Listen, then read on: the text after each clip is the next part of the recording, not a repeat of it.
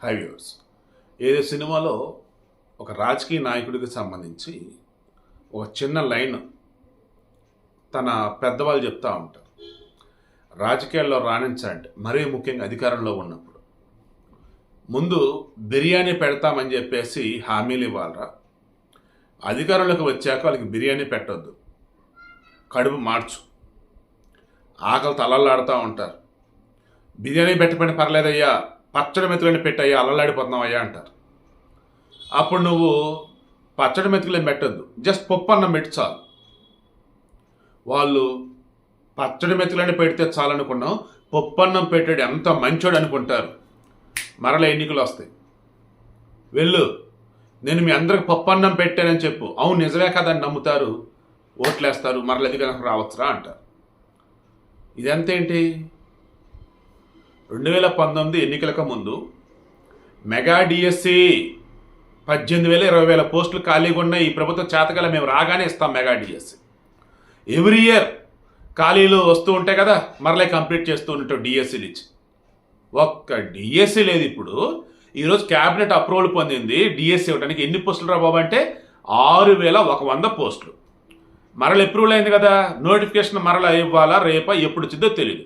Notification మరలేంటి, applications తీసుకోవాలా, ఆ తర్వాత మరల ఎగ్జామ్ అన్నప్పుడు ఒక టైం ఇవ్వాలా. ఆల్రెడీ ఫిబ్రవరి వచ్చేసినట్టే. ఫిబ్రవరిలో నోటిఫికేషన్ ఇస్తే ఎగ్జామ్ అయితే ఖచ్చితంగా మార్చిలోనూ ఏప్రిల్లోనూ ఉండదు. ఒకవేళ ఉంటే ఏప్రిల్లోనూ మేలోనే ఉండాలి. అంటే ఏంటి, కొత్త గవర్నమెంట్ వస్తేనే టోటల్ రిక్రూట్మెంట్ ప్రాసెస్ అనేది నడిచినట్టు. అంటే వీళ్ళు జీతాలు ఇప్పుడు ఇస్తున్న వాళ్ళకి సంబంధించి ఇబ్బందులు లేకుండా ఉండటం కోసం ఇప్పుడు ఇస్తున్న వాళ్ళకి అప్పులు చేసి ఇవ్వాల్సి వస్తుంది. మళ్ళీ కొత్తగా జాబులు ఇచ్చేసి మళ్ళీ ఎక్కడి నుంచి తేవాలరా బాబు డబ్బులు అని చెప్పేసి ఇదిగో ఎన్నాళ్ళు పేరబెట్టి ఇప్పుడు ఇలా చేస్తున్నారు. రేపటి రోజు ఏం చెప్తారండి? ఆల్రెడీ నిన్నో మొన్నో తెలిసిందే కదా. మరి ఆయన సకల శాఖ మంత్రి అని ఎందుకంటారంటే నాకు తెలియదు, కానీ ఆయనకు తెలియని సబ్జెక్ట్ ఉండదు. నిన్నో మొన్న వచ్చి సజ్జల రామకృష్ణ గారు ఏమంటున్నారు, ఎప్పుడో డిఎస్సీలట పోస్టులట ఫిల్ చేయాల్సినవట వీళ్ళు ఫిల్ చేశారట, అందుకని పోస్టులు ఇన్ని ఖాళీలు లేవట. ఇప్పుడు ఉన్నటువంటి ఖాళీలు ఏవైతున్నాయో అవి ద బెస్ట్ వీళ్ళు ఇస్తున్నట్టు ఫీల్ అవ్వాలట. వాళ్ళు ఇస్తున్నారు, మనం వాళ్ళకి ఫీల్ అవ్వాలి బెస్ట్ ఇస్తున్నారు అన్నట్టుగా. రేపు ఎన్నికల్లోకి అదే వెళ్తారు. గత ప్రభుత్వాలు తప్పు చేసే మేము మేలు చేస్తాం అన్నట్టుగా వెళ్తారు. గ్రూప్ 1, గ్రూప్ 2, గ్రూప్ 3, గ్రూప్ 4 ఈ జాబులు ఉన్నాయి, మెగా డిఎస్సి ఈ జాబులు ఇవ్వాలి, పోలీస్ రిక్రూట్మెంట్ అవి ఇవ్వాలయ్యా బాబు అని అంటే, అరే గ్రామ సచివాలయం వార్డు సచివాలయం కింద జాబులు ఇచ్చారు కదా, అంతకుమించి ఏం కావాలని చెప్పేసి కొంతమంది అంటే అవును కదా అని చెప్పేసి అంటారు. నేను ఏదైనా గట్టిగా అడిగితే నన్ను కూడా కింద తిడుతూ కామెంట్లు పెడతా ఉంటారు. సో అసలు రియాలిటీ అంటే అర్థం చేసుకోండి అయ్యా.